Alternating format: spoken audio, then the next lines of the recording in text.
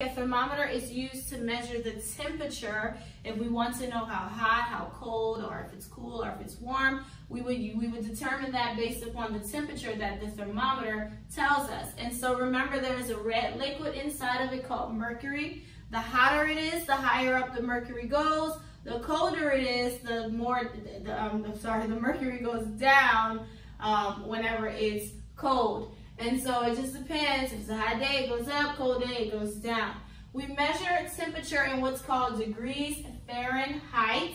I told you, just like with the ruler, if you measure in inches or centimeters, that's how you would measure length. But when we measure temperature, we measure it in degrees Fahrenheit. So we did it based upon the tens. And so if you look at my thermometer here, what is my temperature on my thermometer? If you look at it, you can see it stopped at 80. So we would say 80 degrees Fahrenheit. And so this is what it looks like when we write it. So 80 degrees is the circle here, and then Fahrenheit, we put the F. 80 degrees Fahrenheit, or we can say F because we did F today already. So 80 degrees Fahrenheit. And so you will run across thermometers in your book. You just look to see where it is, and you write the temperature out.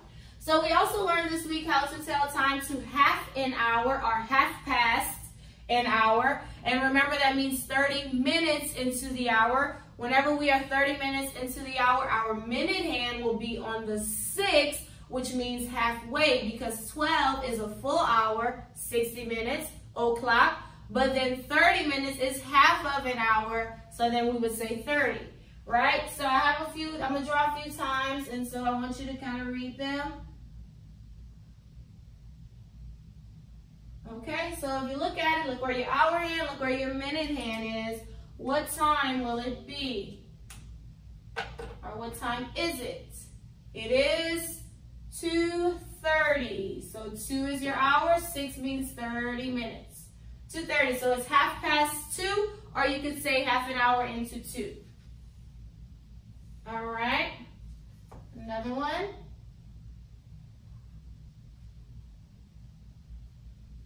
Okay, what time is it now?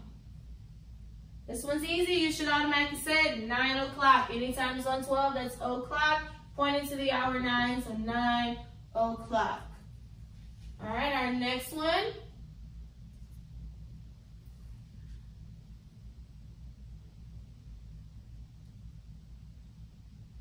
Okay, what time is it? Your hour is 7. Remember, 6 means 30, so it's 7:30. Okay? So good job. So tomorrow night at Zoom, we'll practice a little bit of time on tomorrow. So 30 minutes is half past or half an hour, and then we know o'clock is 00.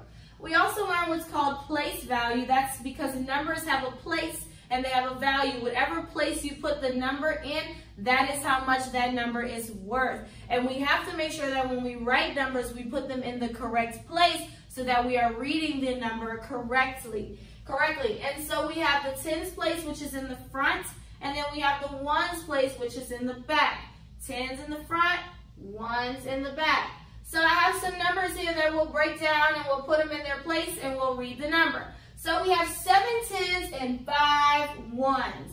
So I'm gonna go ahead and put 7 on the tens and then 5 ones. What number did it create? 75. So you see, that's what I mean by they have a place. So if you have 7 tens, that's 70, and then 5 ones inside of 70 makes 75. Next, we have 9 ones and 4 tens. Again, 9 ones, 4 tens. Now I hope you don't say 94 because I said 9 ones, so that will go in the back. And then 4 tens to the front. That's why I wrote it like that. It can be a little confusing. So we have to make sure we read it right and we know the place that they go in so that we write the correct number. So 4 tens, 9 ones makes 49. Last one, I have 7 tens and 1 one. So let's place it. 7 tens, 1 one. What number did that make? 71. So all numbers have what's called a place, and that is how much they are worth, their value. Okay? So that's place value. The next part of our lesson, we will start to learn about coins. Our first coins that we will learn will be dimes and pennies combined, learning how to count them together. But let's identify each coin first. Our first coin I have pictured here is called a dime. Dimes are the smallest coin out of all the coins. They're the smallest, and dimes are worth 10 cents. That means you count by tens whenever you count dimes. So the man on the dime is Theodore Roosevelt, and he was one of our presidents. And if you look to the back of the coin, there's different little symbols. It says United States of America, but at the bottom it says 1 dime. Sometimes whenever you will run across the coins in your book, it will be to the back. But anytime a coin is facing the back, it will always tell you what coin it is. And for example, on the dime, it says 1 dime. So if you ever run across a coin and you're like, I don't know which one it is, it's on the back, always look for that. Every single coin has that on the back. So that's the dime. Next coin is the penny. Pennies are worth 1 cent. That means we count by ones whenever we have pennies. So a few unique things about the penny is that it's the only coin that's brown. All the other coins are silver, but pennies are brown. And also, Abraham Lincoln is on the penny, and he is the only president that is facing to the right. All the other men are facing the left, but Abraham Lincoln is facing the right. So that's another way to identify a penny, is because he's facing the opposite way. And just like the dime, if it's to the back, it says at the bottom, 1 cent. So that's how you can identify a penny. If it says 1 cent, you know you count by ones. So those are our 2 coins, dimes and pennies. So dimes. A dime is worth a total of 10 cents. Whenever we have a dime, we count by tens. So like 10, 20, 30, 40. That's what we count by. Dimes are the smallest coin. So those are usually easier to identify because we do have like 3 or 4 silver coins, but dimes are the smallest. So they're easier to recognize. And so dimes are worth 10 cents. And then we have pennies, which are our lowest coin. It's worth the least amount of money, and it's only worth 1 cent. So that means we count by ones whenever we have pennies. We count by ones. So 1, 2, 3, it just depends on how many pennies you have. Dimes are worth 10 cents. We count by tens. Pennies are worth 1 cent. We count by ones.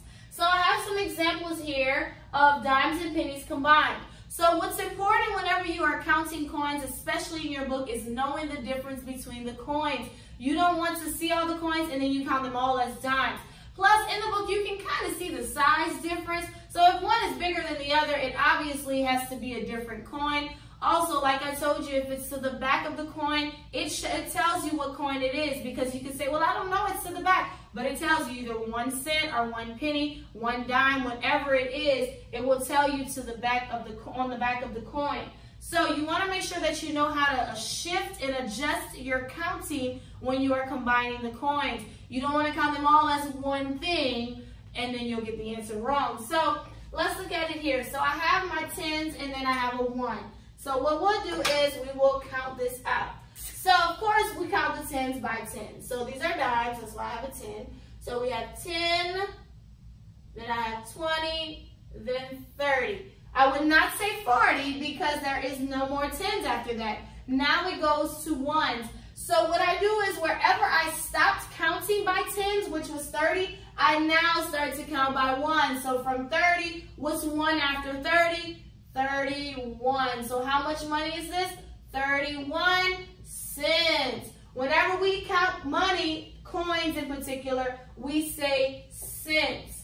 Every time you write an amount down, you have to put your cent sign. If you do not put your cent sign, then you're saying we're not counting money. So that could just be 31 of anything. But when you say 31 cents, you're saying the money that I have is 31 cents, okay? And when you say cents, that means we're counting money. So in your book, on your test, make sure to put your cent sign. If you don't, guess what? You lose points for it. So make sure you put your cent sign. All right, let's go to our next one. So we have a 10. We will not say 20 because there are no more 10s. So we are going to start counting by ones. So from 10, I go to the next number, which would be 11, 12, 13, 14, 15. So how much money is this? 15 cents. Okay? All right, let's go to our next one. So I have my tens here. Got a bunch of tens, only a few ones in this one. So let's start counting by tens. 10, 20, 30, 40, 50, 60. Oh, sorry, I was about to say 70. So yeah, that's the mistake you can make. So 60, I have my tens, it stopped at 60, and now I have the ones. So all I do is I stop at 60, and then I start counting by ones. So I say 61, 62. So that's a total of 62 cents. So this is how you count dimes and pennies combined. Your dimes will usually always be first, and then your pennies will be at the end. So it makes it a little easier, but sometimes it could be mixed up, but we'll get to how to count like that eventually. So this is how you do it. You do your tens, wherever your tens stop, then start counting by ones right after that. So you will have an example in your book. Today I think it's going to be a few dimes and a penny, and so it's just to get you started. So make sure that you write your cent symbol whenever you do it. So today you will complete workbook pages 28A. That's our math.